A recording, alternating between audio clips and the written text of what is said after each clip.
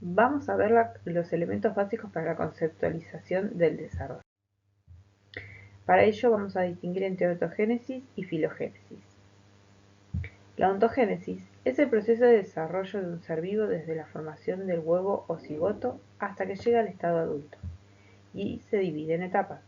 La filogénesis es el desarrollo, hace referencia al desarrollo de la especie humana, es decir, que cada individuo es una unidad que porta las características de la especie humana en su genoma. Vamos a estudiar el desarrollo como un conjunto de transformaciones, habíamos visto, como una serie de cambios que se dan a lo largo de un proceso, que experimentan los individuos en su ontogenia, es decir, desde que nacen hasta que mueren, en relación al desarrollo y especialización de capacidades. Ese desarrollo y especialización de capacidades va a estar analizado en las diferentes etapas desde diferentes aspectos: el aspecto físico, el aspecto cognitivo y el aspecto psicosocial. El aspecto físico va a incluir el crecimiento del cuerpo y el cerebro, el desarrollo de las capacidades sensoriales y las habilidades motoras y la salud. Mientras que el desarrollo cognitivo, es decir, el aspecto cognitivo del desarrollo, va a estar estudiado a partir de la estabilidad de las habilidades mentales, como pueden ser, por ejemplo, el aprendizaje, la atención, la memoria, ¿sí?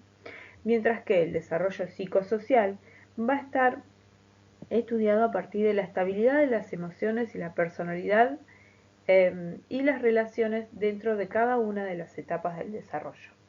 Vamos a tener en cuenta que por ejemplo, el aspecto físico va a estar estudiado, por ejemplo, a partir de áreas, como pueden ser las áreas motrices. El aspecto cognitivo, por ejemplo, va a estar estudiado a partir de el área del lenguaje, mientras que, por ejemplo, el aspecto psicosocial va a estar estudiado a través del área de afectiva o el área social. Otra cosa que tenemos que tener en cuenta son las condiciones que afectan el desarrollo de estas áreas, ¿sí? O aspectos del desarrollo, como pueden ser los factores genéticos y los factores ambientales. Los factores genéticos van a ser dados hereditariamente, mientras que los factores ambientales son los que entran en juego después de nacer, incluso en la etapa prenatal, como pueden ser, por ejemplo, la nutrición, el contexto dado por las emociones, un factor socioeconómico, los aprendizajes o las experiencias de vida a las que nos exponemos, la ausencia de estimulación, las carencias afectivas.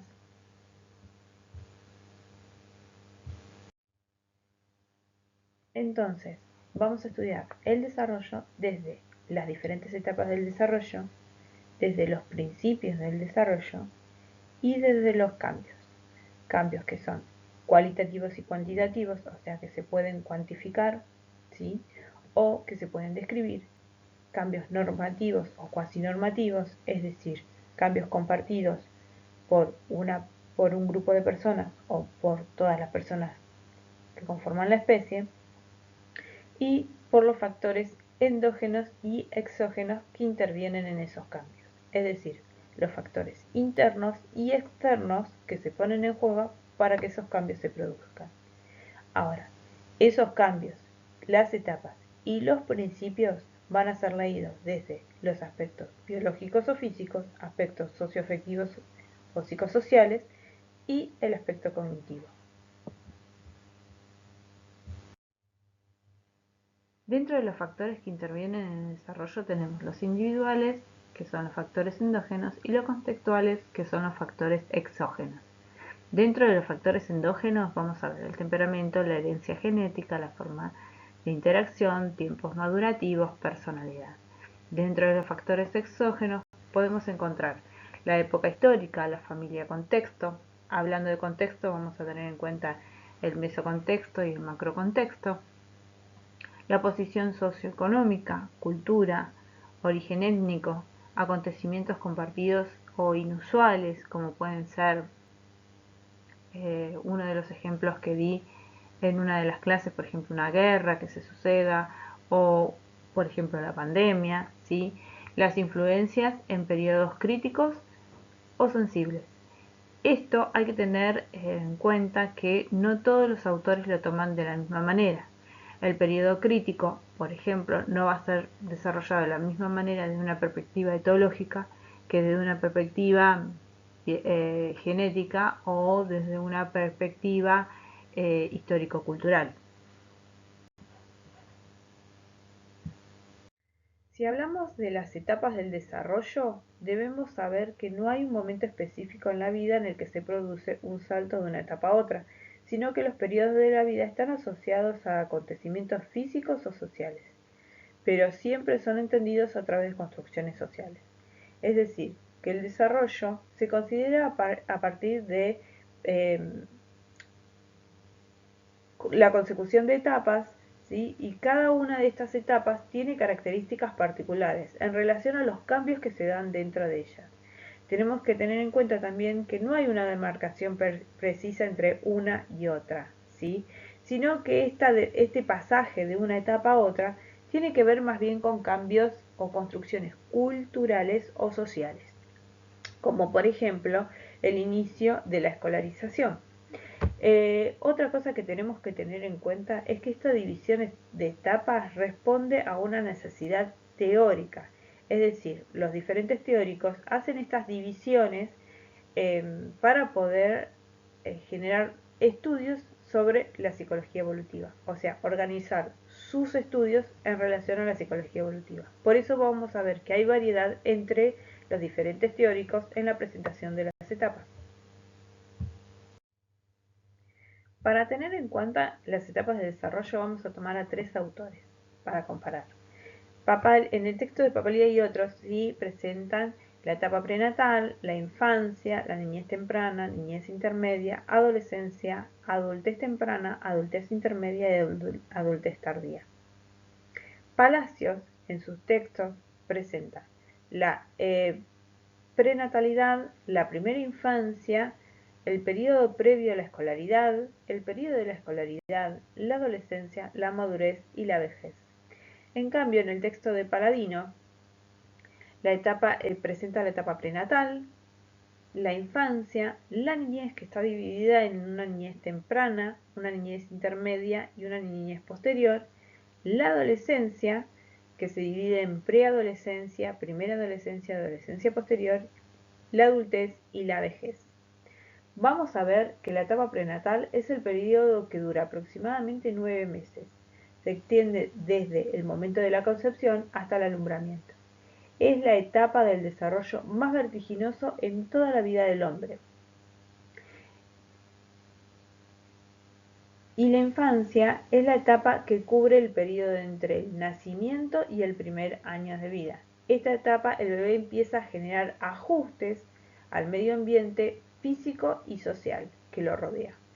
La niñez se utiliza este término para señalar el periodo comprendido entre la infancia, un año, ¿sí? Y la preadolescencia, entre los 11 y 13 años.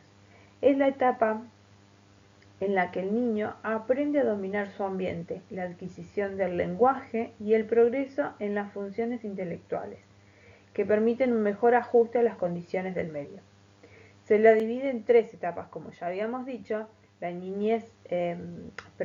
la primera niñez o niñez temprana, de los 2 a los 6 años, la niñez intermedia, de los 6 a los 10 años, y la niñez posterior, desde los 10 hasta la adolescencia.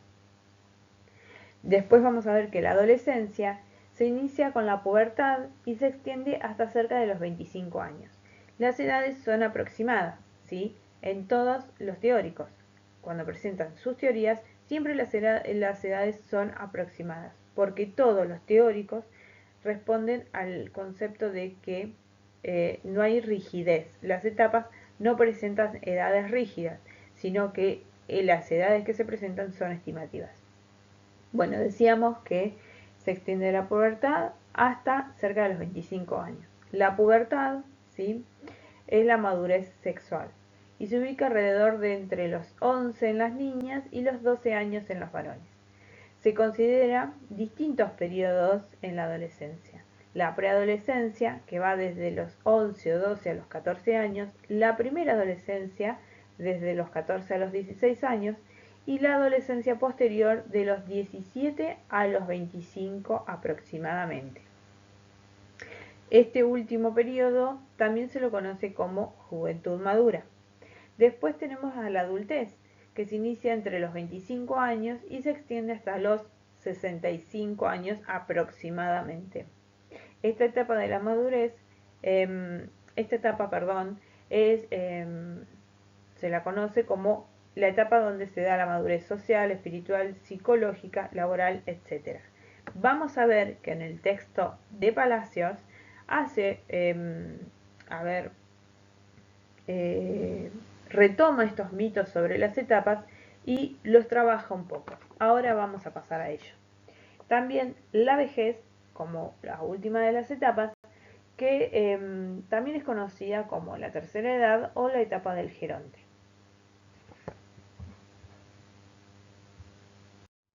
Teniendo en cuenta el texto de Jesús Palacio, vamos a ver que hay hitos sobre el desarrollo que deben ser desmitificados, como por ejemplo, que en la infancia las experiencias son determinantes del desarrollo, que en la adolescencia se suceden cambios drásticos y mutaciones psicológicas, que en la adultez la estabilidad y la ausencia de cambios son características, que en la vejez se sucede un deterioro de procesos psicológicos y una disminución una disminución de las diferencias entre personas.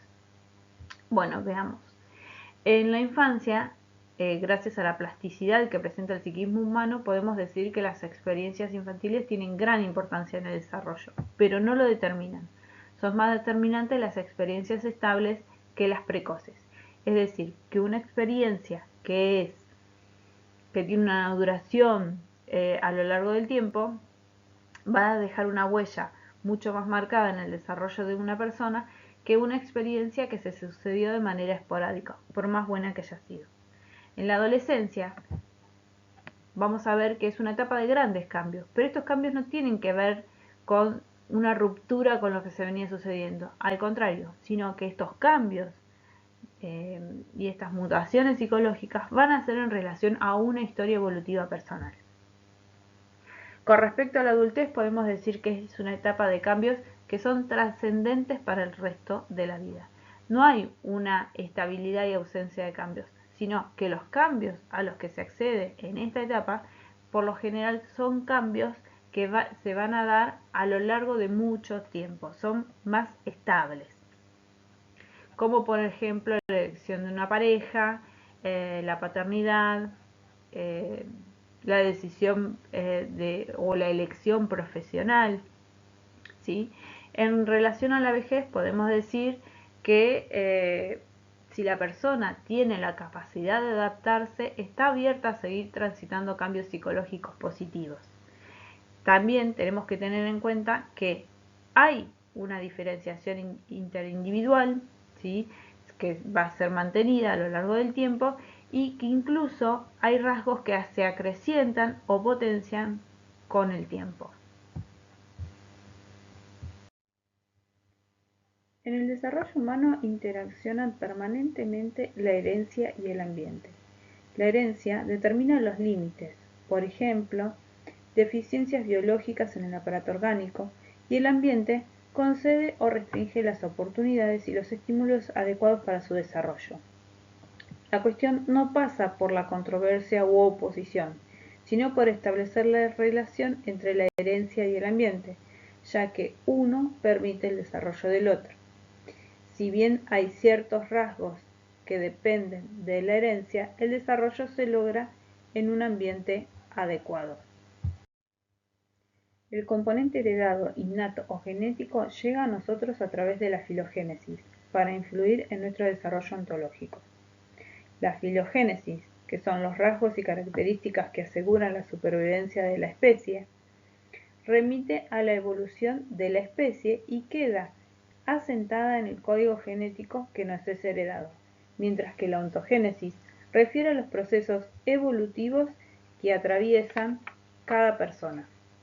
Esta herencia que recibimos la podemos dividir o clasificar en dos partes.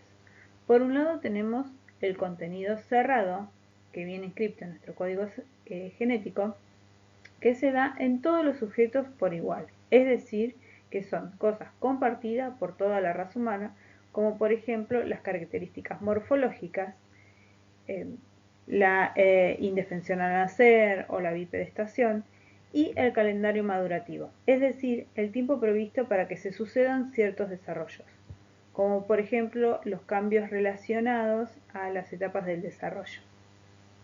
El contenido abierto hace referencia a los posibles desarrollos que podemos atravesar y que dependen de las condiciones cerradas. Se usa el término de canalización para explicar que en el comienzo de nuestro desarrollo compartimos más similitudes con el resto y que, a medida que crecemos, se van generando las marcadas diferencias interpersonales que nos caracterizan como sujetos únicos. Como veremos, mientras más cerca estemos del nacimiento, en un estado de inmadurez, hay más exactitud, es decir, se pueden predecir con más exactitud los sucesos del desarrollo.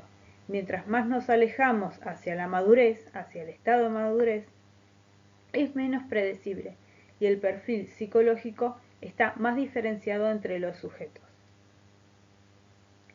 Vamos a ver que los factores que intervienen en el desarrollo de los procesos psicológicos son características de la especie, el genoma humano, plan madurativo, las características de la cultura, plan de socialización, las características del momento histórico, normas, sucesos, las características del grupo social de pertenencia, como por ejemplo el estilo de la relación y acceso a la experiencia, y los rasgos y características del individuo, incluidos el genotipo, el fenotipo, la edad y contextos individuales del desarrollo.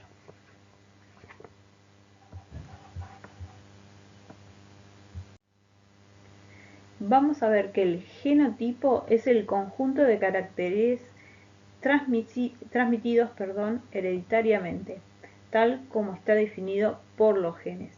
En cambio, el fenotipo es el conjunto de los caracteres de un organismo tal como se manifiesta a la observación. Este está condicionado a su vez por la estructura hereditaria, que es el genotipo, y por la acción del medio y la historia, el paratipo. Es decir, nosotros tenemos en nuestros genes nuestro genotipo, que son las características heredadas. Después, el fenotipo va a ser, surge de la interacción entre el genotipo y el paratipo, es decir, la acción del medio en nuestro genotipo.